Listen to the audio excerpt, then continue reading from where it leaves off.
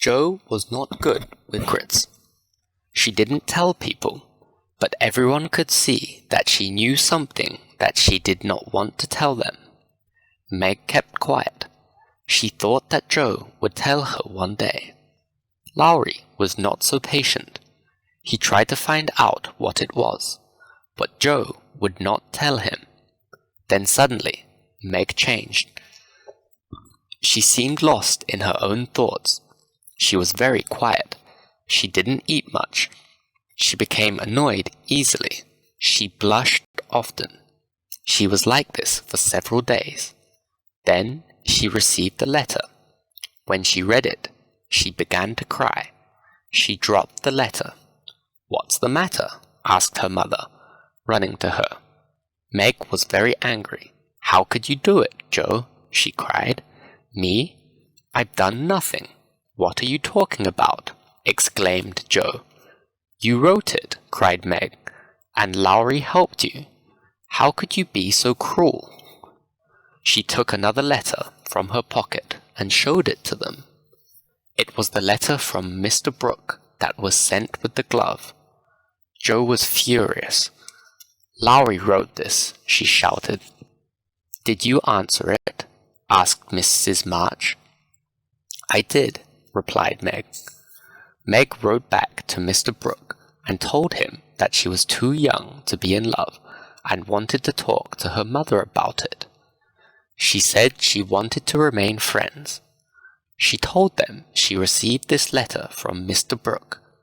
He wrote to say that he did not write any letters and that Jo must be playing a trick on her. Meg was very upset. Jo was very angry. Jo looked at the letters again. "I think that Lowry wrote both these letters," she said. "He is annoyed with me because I wouldn't share all of my secrets with him. Mr. Brooke knows nothing about the letters." She went to get Lowry. Mrs. March talked to him for half an hour. Then the girls were called in, and Lowry said he was very sorry. He promised to do anything Meg wanted. Then they sent him home. Jo went to see him and found that he was in trouble with his grandfather. He would not tell his grandfather what he did, or why Mrs. March had called for him to come. Mr. Lawrence was angry and shook him, but Lowry said he would not tell and went to his room.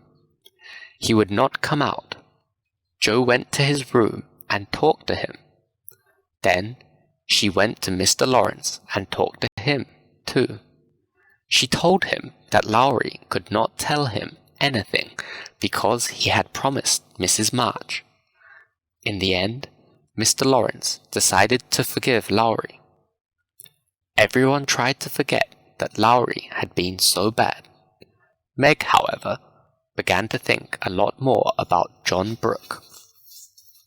Jo found a piece of paper on her desk with his name written on it many times. She threw it in the fire. During December, Beth and her father got better. Mr. March wrote that he hoped to come home in the new year. Their Christmas this year was a lot better than the last. There were lots of presents, and Hannah was cooking a really lovely Christmas dinner. Mr. Lawrence and Lowry joined in. Everybody was very happy. They were even happier when Mr. March and Mr. Brooke suddenly arrived. It was a surprise for everyone. The girls hugged and kissed their father. Mr. Brooke somehow kissed Meg by accident. Beth came out of her bed and gave her father the biggest hug of all. They had a wonderful dinner, although the girls were all excited that they ate almost nothing. They all talked at once. After dinner, Mr. March talked to his daughters. He reminded them that last Christmas was not a happy one, and that a lot of things had happened this year. This was a better Christmas, he said. He told them that he was very proud of them. They were all growing up to be very good young women. He noticed that Meg did not complain as often as she did. Joe was less like a boy than last year. Beth was not as shy, and Amy was not as selfish. They were all very pleased that he noticed these things. The next day, Lowry walked past the window and saw Meg sitting there. He went down on one knee in the snow and put his hands together for her. He looked like he was begging. Meg told him to go away. He pretended to cry. "What is he doing?" she asked Joe, laughing. "He is pretending to be your John," answered Joe. Megan told Joe that she had thought about Mr. Brooke. She had decided to tell him that she was too young and that they should stay friends. Joe didn't believe she would say it. There was a knock on the door, and Mr. Brooke came in. Meg was suddenly very busy with her sewing. Joe left the room, and Mr. Brooke spoke to Meg. He called her Margaret. She liked it. He said that he loved her and hoped that she would love him. Meg tried to say that she was too young. Mr. Brooke said he would wait. She looked at him. Suddenly, she was frightened. She told him to go away and leave her alone. "Do you really mean that?" he asked sadly. "Yes, I do," she said. Mr. Brooke was pale now, and she began to be sorry for what she had said. Suddenly, Aunt March came into the room. She had heard that her nephew, Mr. March, was back home and had come to see him. She came into the house and surprised Meg and Mr. Brooke. She guessed what was happening and was very angry with Meg. She told her that if she married Mr. Brooke, she would leave nothing for her in the will. "None of my money will ever go to you," she said. "You have a duty to marry somebody rich who can help look after you and your family." Meg was very annoyed. "I will marry whoever I like," she said, "and you can give your money to whoever you like." Aunt March said that Mr. Brooke was poor and had no rich relatives. Meg said that he had good friends and that her parents liked him. Aunt March said that Mr. Brooke only wanted to marry her because he knew that she had rich relatives. Meg was furious. "He wants to marry me because he loves me." Aunt March was even more furious. "Let his friends look after you then," she shouted. She went home without even seeing Mr. March. Mr. Brooke was very happy. Now he knew that Meg did care for him. 15 minutes later, Joe came into the room and found Meg sitting on Mr. Brooke's knee. She rushed to her parents. "Come quickly," she said. "Mr. Brooke is behaving badly, and Meg likes it." Mr. and Mrs. March talked to Meg and John all afternoon. By tea time, Mr. and Mrs. March agreed to let them marry. John Brooke hoped that he would have enough money in 2 years' time. John Brooke went to fight in the war. He was there for a year. Then he was wounded, and they sent him home. He began working for Mr. Lawrence as a bookkeeper. He and Meg saved their money, and in time, they were able to buy a small house. Meg's friend, Sally Gardner, married Ned Moffat. They bought a very large house because both families were very rich. Meg wished that she could have a large house too, but when she saw John, she knew that she would always be happy with him. It didn't matter if it was a large house or a small house. Joe never went back to Aunt March. Amy went in her place. Aunt March paid for an art teacher for her. So Amy was happy to go and do the jobs that Joe used to do for her. This gave Joe more time to write.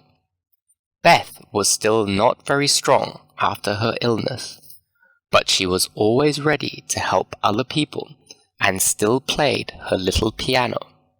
Lowry went to college. His grandfather was very happy. From time to time, he brought home some of his friends to meet the girls next door. Amy and Joe enjoyed these visits. They liked talking to the gentlemen from college. Many of the friends liked Joe, but none fell in love with her. They all fell in love with Amy. They wrote poems about her and talked about her when they were back at college. The house that John bought was small with a small garden, but he and Meg liked it very much. It was going to be their home. Everybody helped them to get it ready. They bought some furniture and cleaned and polished until it was ready to live in. People gave them presents. Aunt March had promised Meg that she would receive nothing from her if she married John Brooke. She kept her promise. She gave her sister, Aunt Carol, enough money to buy lots of presents for Meg and give them to her. The presents came from Aunt Carol, but the girls all knew who paid for them. They laughed about it every time Meg received another present from Aunt Carol. Lowry also helped by bringing a present every time he came home from college. It was a happy time for everybody. It took 3 years for John to have enough money, but at last the day came. Meg and John were to marry. Lowry came home from college. "You'll be next," he said to Joe. "No," said Joe. "Nobody will want me."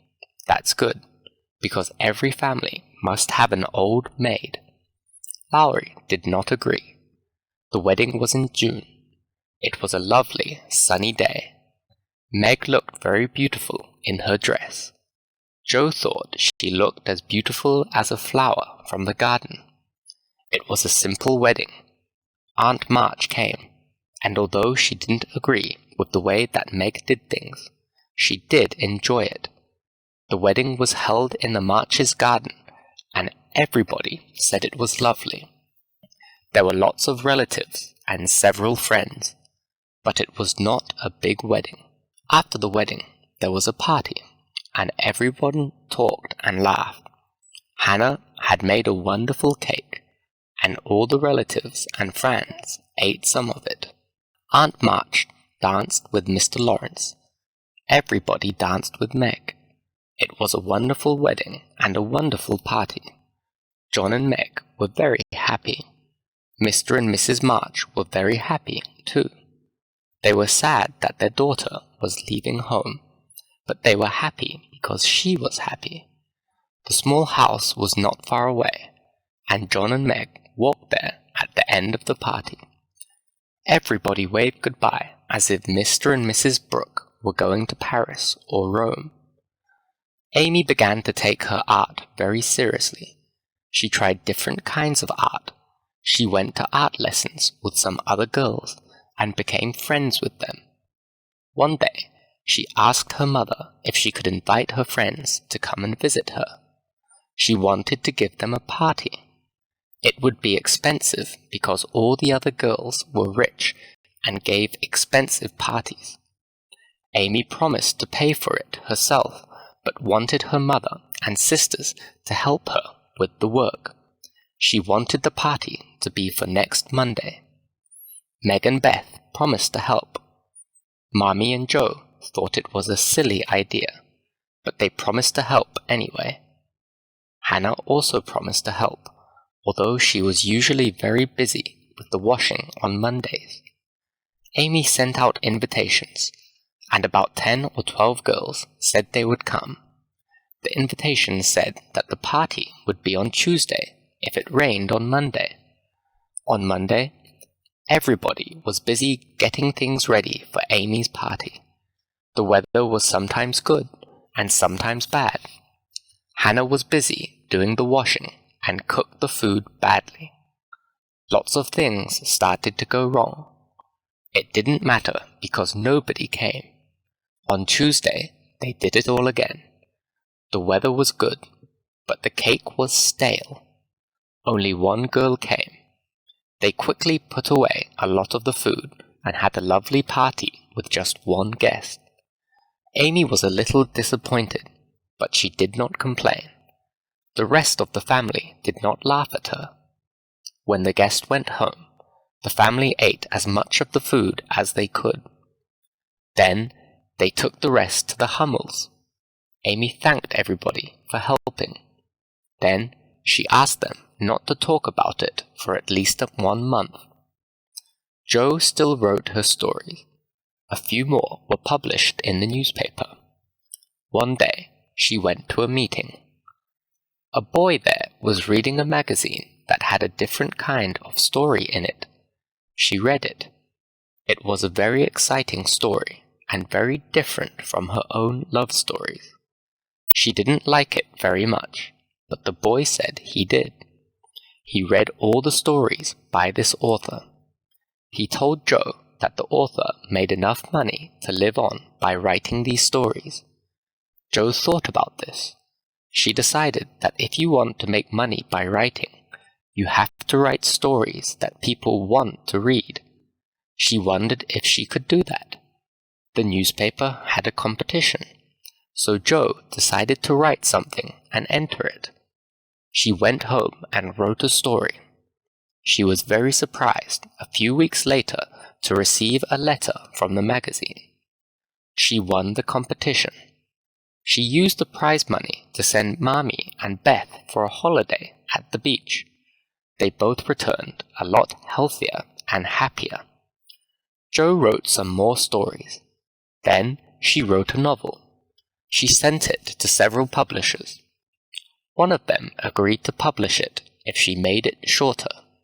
She talked about it with her family. They all had different ideas about what to do. She tried to do everything that they said and sent it back to the publisher. It was published.